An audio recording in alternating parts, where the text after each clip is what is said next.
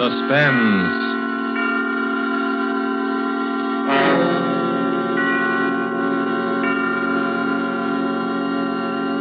This is the Man in Black, here again to introduce Columbia's program, Suspense. Tonight, in one of her rare radio appearances, we bring you a star who has occupied a unique place in the affections of moviegoers ever since the screen first became of age, Miss Lillian Gish.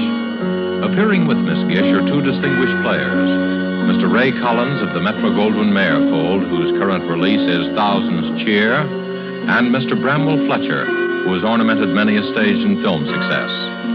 There are only three players in Marry for Murder, which is tonight's tale of suspense. Only three characters in this story, whose beginning and end are shrouded in a dense down-east fog. A story of slow terror and swift death, planned by a brilliant murderer.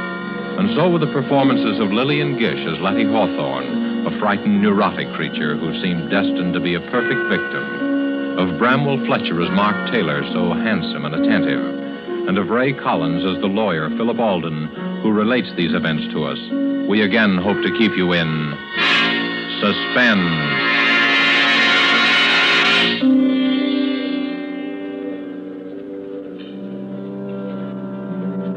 I used to love the sound of foghorns on the bay, especially at night when I sat before the fire, let their lonely wail weave a contrast between my snug comfort and the gray immensity outside. But I've lost my taste for them now. Lost it on the night I heard them moan a dirge of death.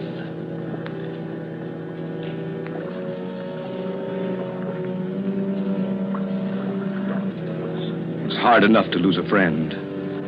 But to lose one as I lost Lettie Hawthorne is the kind of blow you'll never quite forget. I remember the first time I met her. It had fogged up all of a sudden, as it does here on the Cape. But Ann Wentworth held her Sunday night supper as usual. Lettie was the only stranger there, a newcomer to the Cape. I looked at her and thought she'd be an attractive woman if she only didn't flutter so much. She was a trim, pretty woman of about my own age, which is 40. You're Phillip Holden, the lawyer, aren't you? Oh, what a pleasure to meet so many nice people. There go those foghorns again. Yes, Does one really get used to them in time? Well, I love the Cape, but I can hardly bear that sound. So depressing, isn't it? So morbid. Well, to your first question, yes, I'm Alden, an attorney. As for the foghorns, well, if you stay with us for a few years, you won't be able to live without them, Mrs. Hawthorne. It is Mrs. Hawthorne, isn't it? Mm-hmm. Anne never gets around to introducing people. It's her only fault. Oh, I never stand on ceremony. That's my fault if you consider it one. Besides, I knew you at once, you see, and you knew me. Don't you think that's a promising beginning? I never thought of it that way. Oh, dearie me. There it goes again. It makes me think of ghosts walking over my grave. How can you bear it? They do serve a very important purpose, you know. Oh, I suppose they do, but they give me the shudders. As a matter of fact, I find them comforting. Mm. I made Jane Hart promise to stay with me tonight if the fog doesn't lift. I daren't be alone. You see, I'm still a bit nervous. Oh? I've been ill, you know, and the doctor prescribed complete rest and quiet. I see. That's why I came up here. Well, you'll find what you're looking for here, I'm sure. Oh, do you think so? I do hope I will. My nerves are simply shattered. Mr. Hawthorne's dead, you see. Such a tragedy. I'm terribly sorry. You see, it happened so suddenly. I can't quite believe Can that. I get you some of Anne's cider cup? That's one of our Sunday night features. Oh, thank you. That would be so nice.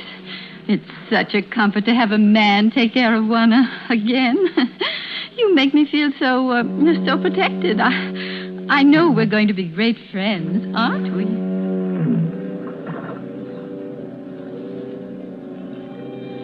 I can tell you I worried a bit for a while after that first party. Lettie Hawthorne was a charming woman, a bit fluttery, as I said, but still attractive and rather pathetic. I was afraid she was setting her cap for me. You see, I'm a crusty old bachelor, but even my friends were beginning to wonder. So it was with mingled relief and regret that I learned one day that Lettie Hawthorne had transferred her attentions to another newcomer to the Cape, Mark Taylor. He was 8 or 10 years younger than she, a handsome fellow, but somewhat dissolute looking. I didn't like him. I may as well admit that from the start. But short of marrying her myself, there wasn't much I could do. Anyway, they seemed happy enough, at first. One day after the wedding, Lettie called me on a matter of business. I went down there after sundown. The three of us sat out on the beach in front of her cottage. I'm so glad you were able to come, Philip. You see, Mark and I were counting on you. Always glad to oblige you, Lettie. As a matter of fact, Holden, we want you to attend to a legal matter for us. Yes? Yes, Philip. Mark wants to make a will. I told him I don't like wills. There's something so unhealthy about them. But Mark simply insists upon it. Very sensible, I'm sure. Oh, you men. You're all alike. It needn't be a very elaborate affair, Holden. Just a simple document stating that I leave all my property to Lettie. Well, if he does that, Philip, I want you to make out a will for me, too. Leaving everything I have to Mark. But, Lettie, there's no need... I insist. Oh, well, Holden here is going to think I married you for your money. Money? Oh, why, I really don't know anything at all about my affairs. Really, I don't. Frank, Mr. Hawthorne always used to say, Lettie, I really think you know less about business than a child. I left the management of his estate entirely to his secretary, you know. Well, just some simple document that makes my intention clear. You know the form, Holden. And, of course, if Lettie insists... But I do. We'll have twin wills. It doesn't sound so frightening that way. The way Lettie talks about wills, you can tell she has a secret vice, can't you? A secret vice? My wife's a murder mystery fan, Holden. I didn't find out until it was too late. Oh, Mark, you silly... When you say that, Taylor, smile. I'm a detective fan myself. It's a busman's holiday, of course, but I always read the latest whodunits. If my father hadn't insisted that I follow in his footsteps, I'd have been a detective instead of a lawyer. Really? How interesting. Tell us, Philip, do you ever get any cases like the ones we read about? Well, if you want my opinion, the chief difference between fact and fiction is that the author of a novel wants you to see the pattern and the author of a murder tries to hide it. Oh. Well, what do you mean by that? Well, take your case, for example. You and Lettie are making out your wills. I heard her say that she wanted to leave her money to you. But how do I know the idea just sprang into her head of its own accord? How do I know that you didn't plant it there? Plant it? What do you mean? Why, what possible reason could I have? Well, as things stand now, there's no reason for me to ask if you planted the idea in her head. But if Lettie were found dead... Dead? Oh, Philip, how dreadful. How can you even think such thoughts? Mark, darling, how terrible for you. Philip, you're to apologize this minute. No, Lettie. Philip was just trying to explain. Well, I won't have him talking about such horrible things. Of course, I didn't mean you to. I was just using you as an example. Well, I didn't mean to be rude, Philip, but, well, you know my nerves, and it's getting dark, and... Oh, the bay is beautiful at night, of course, but I've always been afraid of the water. That's why I've had such a time persuading her to come out for a sail. The Artemis has been tied up all summer waiting. It's just silly, I know, and I will go with you, Mark, but let's do wait for a calm day. You know, Lettie's idea of a sail is to sit becalmed half a mile offshore. My wife has perfect confidence in me, you see. Oh, Mark, it isn't that. You're making fun of me, aren't you? Of course, I trust you completely, but... Well, I'm not very athletic. You're missing one of the treats of the Cape if you don't sail. But I shall. Of course I shall, and soon. And what's more, I'm going to get Mark to teach me to handle the Artemis. Well, I'll be looking forward to seeing your sails on the bay then.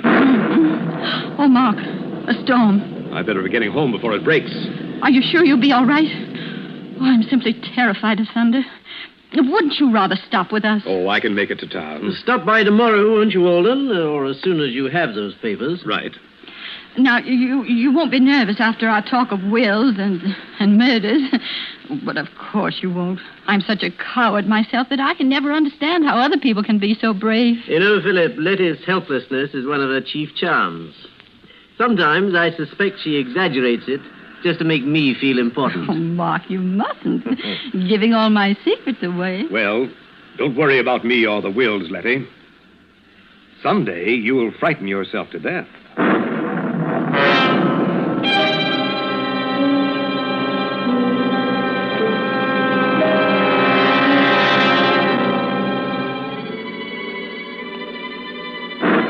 There was little enough for me to go by. But gradually I found myself worrying about Lettie and Mark. They didn't seem to be hitting it off. Oh, on the surface, everything was smooth. But I was haunted by a premonition of what I didn't know. It was only a nameless dread of something, some undercurrent of feeling. Lettie's nerves were getting no better. In fact, she seemed more tense, more frightened than ever. Yet she was making an effort to meet Mark halfway. Many times I saw them out sailing. Only when Lettie returned after a day on the water, she seemed pinched and white. While Mark appeared to be glowing with vitality, Lettie grew paler and more distracted. I realized suddenly that she was a middle-aged woman. One day in town, I met them in the general store. They'd been quarreling. But I tell you, Mark, you're just imagining it. I hate to have that stuff around, as you very well know. You read all kinds of stories about the way it gets mixed up in food. Oh, nonsense. Well, I'm sure there aren't any rats around the boathouse. I'd know if there were. I'm simply terrified of them. But I can't bear thinking of having poison around. Why, I'd be worried all the time. Oh, Lettie, for heaven's sake, stop being childish. I didn't put traps around because you didn't want them. Now that I'm trying to get rid of them in another way, you make a scene. I don't see why we have to go into a 3-act tragedy just because I want to buy some rat poison. Hello, you two. Oh, hello, Holden. Why, Philip, how nice to see you. Mark and I were just doing a little shopping. Philip, will you do me a favor? Hmm? Will you please reason with Lettie and try to get some sense into her head? Say, wait a minute. This sounds serious. Well, it isn't really. But, Philip, you know my nerves and the way things upset me, and Mark just doesn't understand. Oh, I know I'm just a silly woman, but the doctor says I have to be humored. And now Mark is so unreasonable, and it's such a little thing. Of course, it's a little thing, and that's why I can't understand your attitude. Now, look here, Philip. The boathouse is infested with rats. Wouldn't you say the obvious course of action would be to get rid of them? Why, of course. But poison, rat poison. Oh, Philip, don't you see how horrible it is? I mean, accidents do happen. I've always hated to have anything like that around just in case. I've heard of children eating this stuff by accident. But you two people can take care of yourselves. Frankly, Lettie, I think you're making a fuss over nothing. Yes, that's right, Philip. That's just what I told her. Well, very well then. But if I'm found dead, I hope you realize you'll both be under suspicion.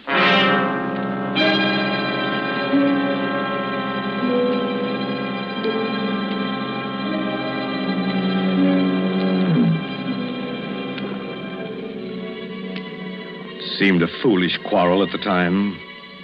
Yet when I left them, I kept hearing Lettie's voice. Very well, then. But if I'm found dead... Very well, then. But if I'm found dead... Very well, then. But if I'm found dead... Suddenly, a monstrous idea occurred to me. I wondered if Lettie had been trying to warn me.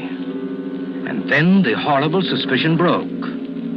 All the trifling things began to add up. Lettie's nervousness, her fear of sailing with Mark, her terror of having the poison in the house. But why? Why should she be afraid of Mark? What motive had he? And then I knew. I had helped to give him the motive when I drew up Lettie's will. Yet my whole case was founded on thin air. Figment of a nervous imagination. I had to be sure. I had to keep an eye on them. I found myself making excuses. Excuses to drop by at their cottage. Who is it, Lettie? Who's there? It's Philip. Oh, Philip. Well. Hello. You're almost getting to be a member of the family. Well, I just thought I'd ask you to help me eat the first bluefish of the season. There's too much here for an old bachelor like me. Why, Philip Holden, if you aren't the most thoughtful person, how perfectly sweet of you. Of course you'll stay to dinner. We'll have a real feast. Yes. You might as well stay as long as you're here. Oh, thank you. If you're sure I won't be intruding. Intruding? Why, of course not. And you can help me get the dinner ready. Well, I'd be glad to, but won't I be in Anna's way? Anna's gone. Gone? Why, I thought you were well satisfied with her. And so we were, Philip. But Anna didn't seem to be satisfied with us. In fact, they've all gone. All? Yes. Anna and Elsie and Otto, the handyman. They just walked out and left us. Well, for heaven's sake. Since the ship and engine place opened on the heights, nobody can keep a servant. Can't blame 'em myself. I wonder. I don't believe Anna'd take a job at the ship and engine. Anyhow, it does seem strange they all went at once, doesn't it? Lettie, I do wish you'd stop dramatizing everything. Ship and engine just opened. The call went out for help. I don't see any mystery in the servants answering. In fact, it's their patriotic duty. And it's our patriotic duty to get along without them. But it's so lonely here, especially at night. Now, Lettie, you're not living here by yourself, you know. No, of course not. But all the same, we are isolated. Just the two of us. And you know how tricky my nerves are. I always feel so much better if the servants are around. After all, if anything were to happen, and anything might happen... Lettie, this isn't getting us any closer to our dinner. Oh, of course. Now, you boys wear these aprons. Oh. Philip, since it's your fish, you may have the honor of cooking it. All right, you asked for it. It'll be your funeral. Now, Philip, Mark, you hold the berries for the dessert. I'll do the vegetables and set the table.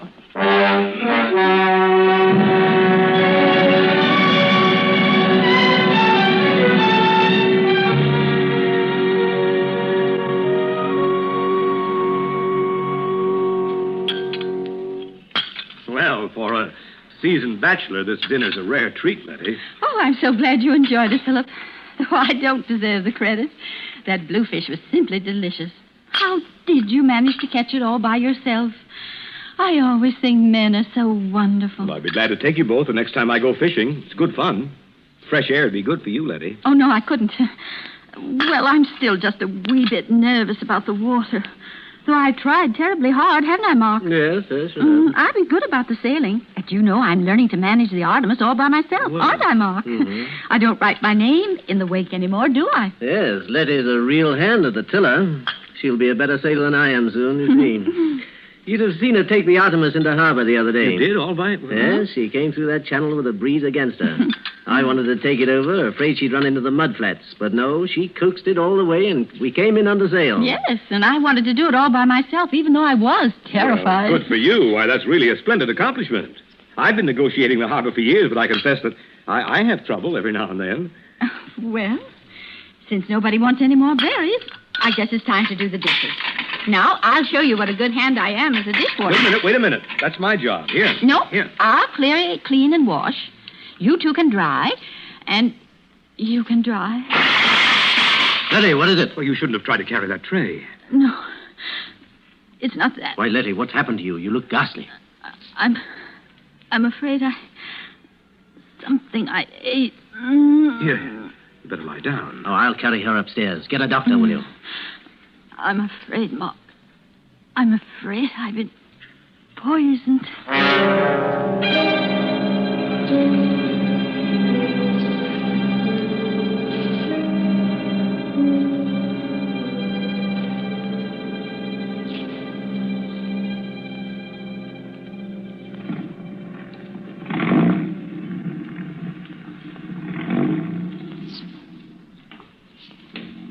But great heavens, Philip, I just can't believe it. Arsenic poisoning? Do you think Dr. Potter knows what he's talking about? I'm sure he does. Of course, we can't be sure till the tests are made, but I don't see. I don't understand. It's not very hard to understand. Lettie ate arsenic. How or where she got it, we don't know, but it's not difficult to guess. But we all ate the same meal, you and I and she. Why, good Lord, Philip. Do you think we're poisoned, too?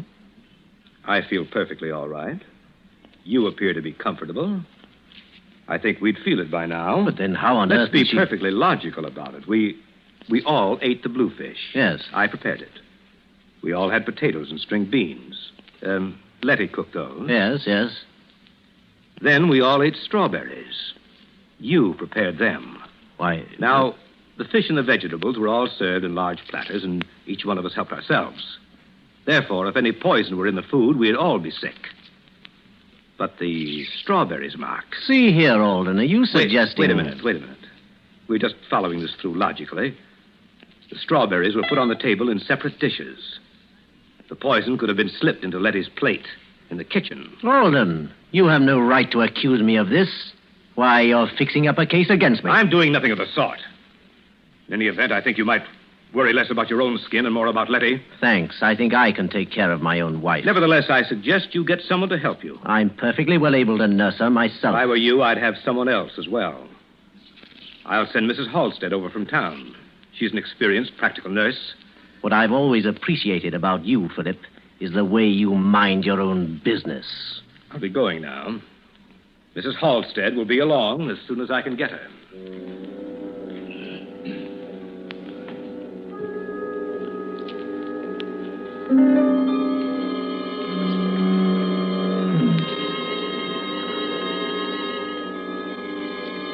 When the doctor's analysis came, it was arsenic poisoning, all right. There were traces of arsenic in the sugar on Lettie's dish. Lettie was recovering. The dose wasn't large enough to kill her. Mrs. Halstead was installed as nurse and housekeeper. Just then business called me to New York, where I found myself worrying about Lettie. I couldn't get her out of my mind. Very well, then. But if I'm found dead... I was bothered by a few loose ends in Lettie's problem. The sort of questions that would occur to a legal mind. So I decided to spend an evening in the reference room of the law library among the files, where I found out enough about Mark and Lettie Taylor to send me racing back to the Cape. And I knew I had to hurry if I was to prevent a devilish murder.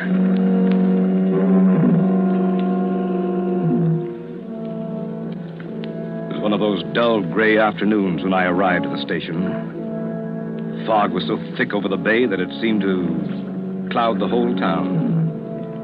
Cold fear gripped me. Lettie and Mark, I learned, had left at dawn for a weekend sail. I could picture them. Murderer and victim. Shrouded in the gray veils of the fog. Drifting, waiting, while the foghorns cawed a hoarse warning of murder. So, I was too late. The trap was sprung. With my newly gained insight into the affairs of Lettie and Mark, I could have averted the tragedy, but I was too late. Or was I? If only they hadn't really left for that sail. I took the chance. Feeling my way along the Cape Road, I reached the Taylor cottage.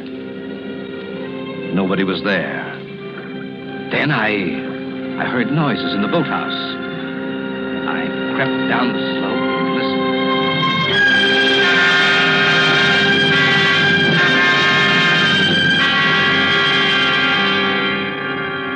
Oh, Mark, you fool. Phillip Holden will be sure you planned to murder me for my money. I saw the suspicion dawn in his mind that day we made out our twin wills. I saw it grow when our scene in the general store and you brought the rat poison. And that night when I was taken ill, he was sure. Do you hear me? Sure. You wanted to teach me to sail the Artemis. Thought I was afraid of the water. Well, Mark Taylor, when your body drifts ashore, Phillip Holden will swear that only an accident prevented you from murdering me. What fools you men are. Aren't you? Aren't you? Why wouldn't you like to answer me, Mark? Don't you wish you could talk to me again? To your helpless little Lettie. But you can't, can you? Dead men can't talk, can they? But they say that in the instant of dying, a man can understand many things. Did you understand, Mark? But how could you? You are really a stupid man, Mark. Didn't you ever wonder about my former husband and his tragic death? Didn't you ever want to know about Frank Hawthorne? He did. At the very end, he wondered about his predecessor, George Martin. Strange how both died in a yachting accident, isn't it? Frank died off the coast of California. And George was drowned in the Gulf of Mexico. And now you, Mark. Your body will be found someplace along the Cape here, I suppose. Oh, what bad luck I've had with my husbands. But how thoughtful all of you were to leave me your property. Too bad I'm such an extravagant widow, isn't it? For I do run through money. I wasn't lying about that. Oh, dear, I wish you could help me get your body to the Artemis. If only you hadn't insisted on turning back when the fog rose. I could have killed you so much more neatly. A sudden gust of wind while I was at the wheel, and the Artemis jibes, and the boom catches you, and off you go to the bottom of the sea. But now, I've got to lug you back on board and pitch you overboard somewhere. It was really inconsiderate, Mark, to make me kill you in the boathouse here. You won't have to drag the body aboard, Lettie. Oh, Philip, I'm so glad you've come. Are you, Lettie? Something dreadful's happened to Mark. I'm so upset I hardly know how to tell you. Oh, Philip, I think I'm... You needn't pull a phony feint this time, Lettie. I fell for it before when you made me think that Mark had poisoned you. That is, almost. What do you mean, Philip? That was a little too smart, Lettie, that poison scene. Because when I left you, I wondered about two things. Why anyone should be foolish enough to attempt that type of murder before an audience, and why, having attempted it, he should fail to make the dose large enough. I don't know what you're talking about. I think you do. You see, while I was in New York, I took the trouble to look up a few matters that were bothering me. And I found the newspaper clippings of your two previous, shall we say, accidents. Oh, Philip, isn't it dreadful? Still pretending. You're a clever woman, Lettie, but I overheard you just now. You'll never prove anything. I think I will. You see, I found the motive, too. It was marry for money, marry for murder, wasn't it? I wouldn't try to run away, Lettie. I brought a gun. You're coming with me to the police station. Don't wonder that you hate the sound of foghorns, Lettie Taylor. You've spoiled them for me, too.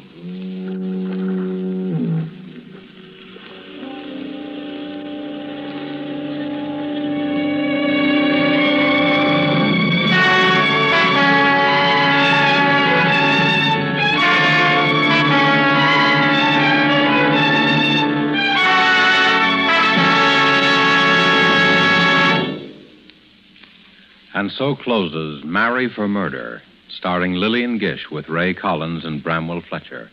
Tonight's tale of Suspense.